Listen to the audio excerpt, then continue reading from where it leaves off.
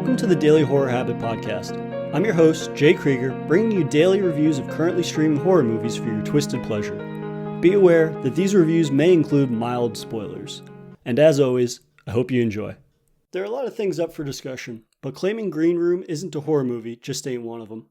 Released in 2015 and currently streaming on Netflix, Jeremy Saulnier's Green Room is one brutal punk rock siege film, focusing on a punk rock band that becomes trapped in a secluded woodland venue by white power skinheads after stumbling upon a despicable crime. Now they must fight for their survival against seemingly unimaginable odds. This is a film that's near and dear to my heart for a lot of reasons. First and foremost, it's incredibly simplistic in terms of its core concept, but Saulnier does a fantastic job of adding a lot of multi-layered character development and kind of overall aesthetic to a film that is easily describable in a matter of seconds. It's one of those movies that as soon as I walked out of the theater, it was something that I couldn't stop thinking about. And I think that's probably one of the best compliments you could give a movie. It was so visceral and shocking in a way that kind of left me very unprepared that I just couldn't stop thinking about it when I got out of the theater. And it was one of those movies that I felt like every single person that I talked to about movies, I was like going out of my way to telling them that they needed to check it out. And it's one that in the 5 years since its release, it's one that I haven't been able to shut up about. In terms of it being a horror movie, I think what it does really fantastic is capitalizing on a siege premise. And it's a mostly singular location movie. A majority of it takes place in this venue, and seeing how Saulnier makes this one space have a lot of different layers to it in addition to the plot and whatnot is really, really awesome to see. And it gives a lot of longevity to a seemingly simplistic approach to storytelling. For a majority of films, we're so used to having lots of different settings and having lots of different events occur in these multiple different settings that kind of transition throughout the course of a film. And from the outset, it seems very limiting to have a film unfold in one location. It seems like there's a lot of creativity limitations that come with that. But I think that that's what shows who the best filmmakers are, and that they can do a lot with so little and make it that much more memorable. Saulnier does a really fantastic job as well by establishing who the characters are early out through their actions, rather than telling us who they are. So we're introduced to the bandmates, who are a litany of, the time, they were lesser known.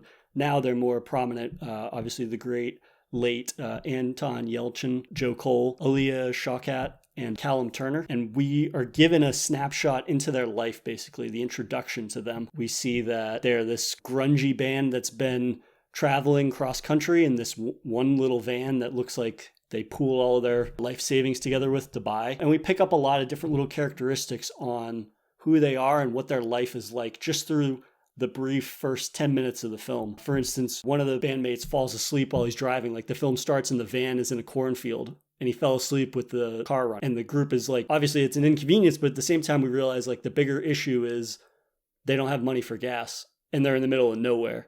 And so their solution to that is that they have to siphon gas. And so they go to a nearby roller rink and it shows this kind of DIY lifestyle that they're living. And also just to give like more insight into their life experiences of being on the road and clearly like living this very hard life. One of the characters says, is it a roller rink or is it an ice hockey rink? And they go, what does that matter?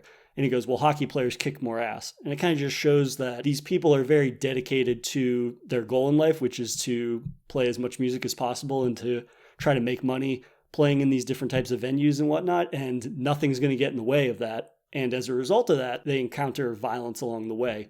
And it kind of, they're very flippant towards violence in some ways. Like the portrayal is that they've experienced it and it's regularly occurring enough in their lives that it's just part of their life. Whereas someone like me, like I don't experience violence in my lifestyle or in my life. So this idea that like I would have that sort of insight into which venue would be better to steal gas from is not something that is reflective of my experience. Whereas these characters, it's incredibly reflective of their experience. And we kind of also get to see after that the types of gigs that they're playing or that they're forced to play. The original venue that they're supposed to play at falls through. And so this guy gets them a last minute venue and it's a Mexican takeout restaurant. And while the band is like raging out and playing through all their hard rock punk music, all these people are like eating dinner and there's like 3 people they're standing there filming them with a cell phone. And they're just kind of like, despite the fact that this is the least ideal setting for them to perform in, their dedication to their art and their craft remains steadfast in spite of the fact that most of the people in this restaurant don't give a fuck. And it's the complete opposite ideal venue. And I think that in establishing these characters and their lifestyle early on, Saulnier does a fantastic job again of establishing the tone of the overall film. Before we even get to the venue in the woods with the white power skinheads, it's a very dark and grungy aesthetic. And I think it comes through in the cinematography as well. There's a lot of subdued colors. When they're going to the venue is our last sort of exposure to lots of bright lights and sunlight and whatnot. And the deeper into the woods we get, the darker and darker the color palette of the world gets. And I think that's reflective of this idea that even though they were living this hard life out on the road, overall their situation is going from positive or light to dark, and they're going into essentially hell, which they will be faced with as soon as they get to the venue. So when they eventually arrive at the venue, it's very apparent that this is a white power hangout and that this is an element of punk rock that has always been around, that neo-Nazis or Nazi punks, as they're called, would show up to these types of punk rock shows, and they're used to it. Again, it kind of speaks to the life that the band has been living.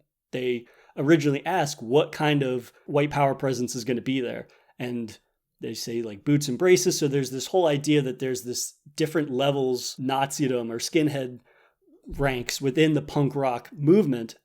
And the band is used to it on some extent, but now they're going to this venue out in the middle of nowhere that's all white power. And they're very on edge, but again, it speaks to where they're at in their lives, where their music career is at. They have to go here and get this gig. And I think the gig is like $400 or something. And it's like $400 to go hang out at a white power venue, even if you're white and you're not part of that movement, would still be terrifying, I think. And there's, again, you get a further glimpse into each of the characters' personalities because they're very clearly not part of a white power movement.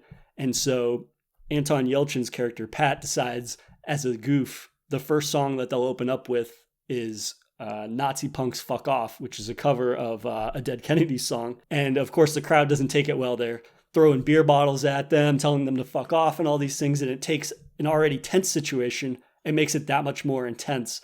And from afar, seemingly insane. Like, why would you want to kind of poke the bear? But it just speaks to the character's determination to being true to themselves. Early on, he has a quote when he's being interviewed about the band, and he says that the music is very much about being a shared experience. You have to experience it live, and then once it's over, it's over. And that really speaks to the next scene where just as they get off of that cover song, they play one of their original songs. And it's an interesting contrast because it's a song that starts out very heavy and it's explosive and it's like hard punk, but then Saulnier decides to make the scene be in slow-mo, but also you don't hear the music that they're playing anymore during the slow-mo of all the Nazi punks dancing and the band rocking out. It has this very angelic kind of music to it, which initially you're like, that's kind of a weird stylistic decision. Why would you go with that? But then as the movie becomes more and more and it transitions into this very dark and gritty, which I consider to be a horror movie, it kind of is capturing the last essence of peace in these characters' lives. Okay, they had this one-off kind of goof at the Nazis' expense or at the skinheads' expense,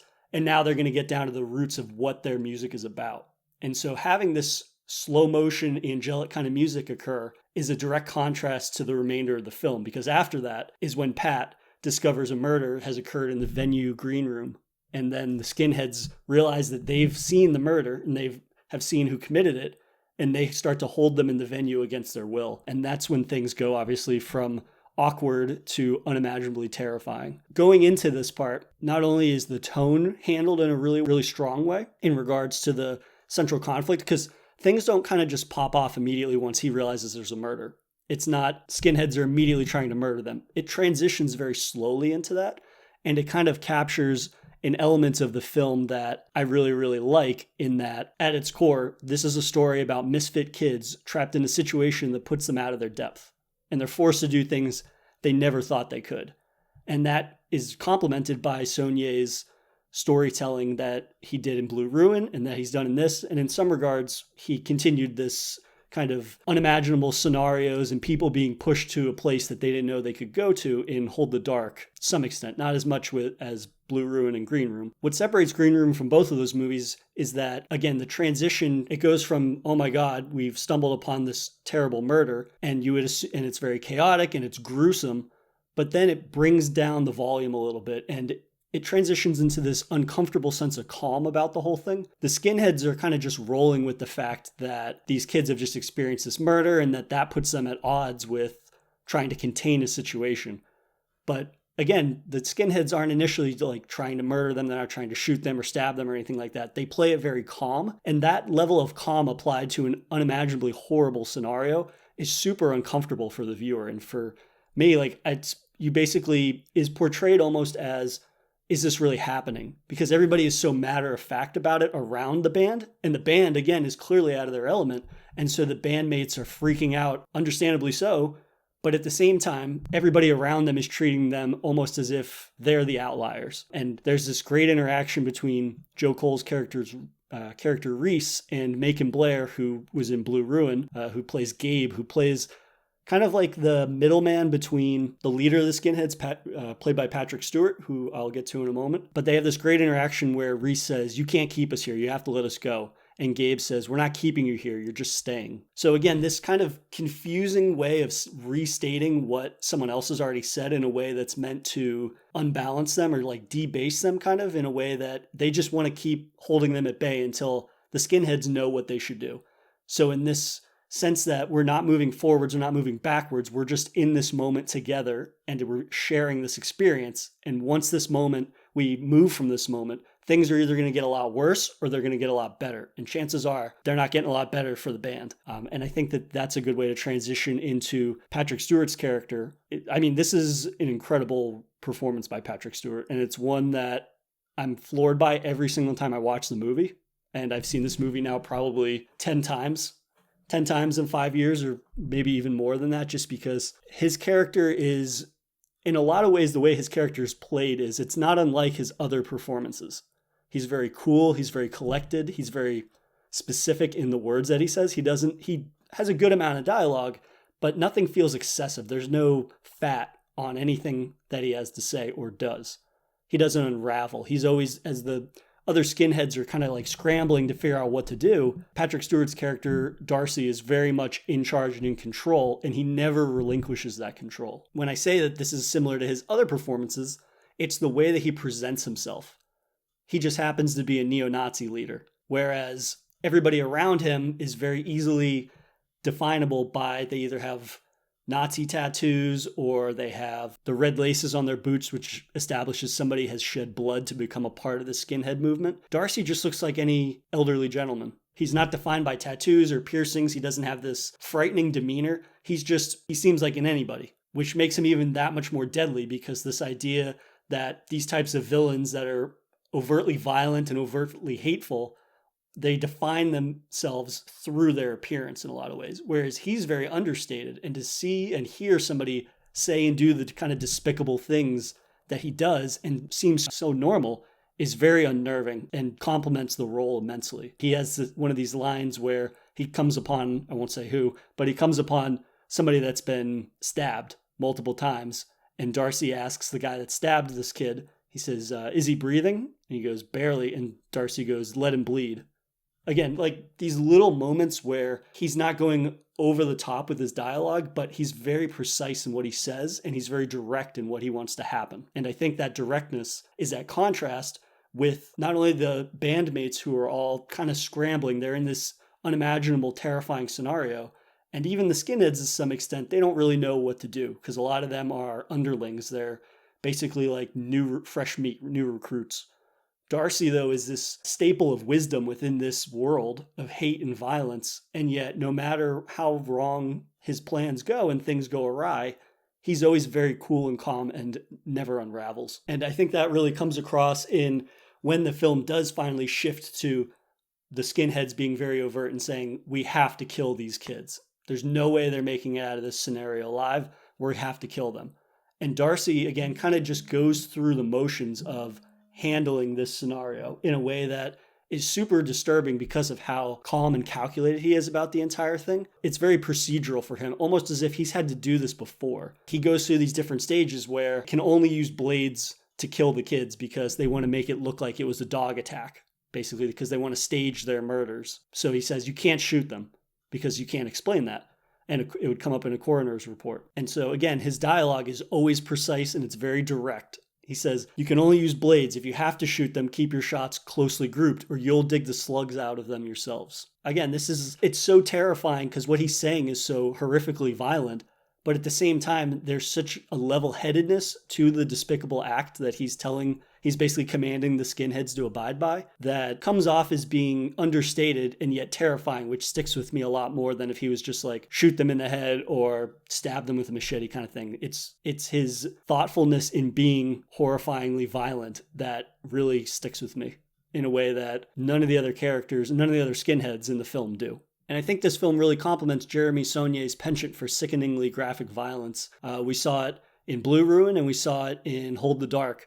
He's very reserved in the way that he uses violence. Violence is not occurring constantly in his films. It happens at a few key moments throughout the movie, but every time it happens, it's memorable in the brutality and the practical effects that are being used to convey it on screen in a way that really captures the energy and the charge of the overall film. The film has this very hard punk rock aesthetic to it, and that comes through in the violence. And I think it came through in the violence as well in his previous film, Blue Ruin. And that comes across in the box cutter scene where Big Justin, one of the skinheads, gets his stomach split open with a box cutter. Anton Yelchin's character, it's his arm basically cut off with knives and whatnot. And it's this horrifying scene that you're not expecting because up until that point, there hasn't been a lot of violence in the film there was one instance of violence before that. But this just comes out of nowhere and it's so over the top, cranked to 11 from the jump that it spikes much like I would imagine a explosive strum on a guitar would be. Like you're playing along, and then you strum all the chords as loud as you can, and it spikes, and that's that instance of violence. And then the film kind of settles down again and goes back to those calm strums before the next major spike, which is represented by violence that is sickening and has a gut punch mentality to it because of how horrifying it is. And for the most part, characters don't die immediately from their wounds, are around for a second or two, and you see them writhing in pain and agony, and it really does hit differently.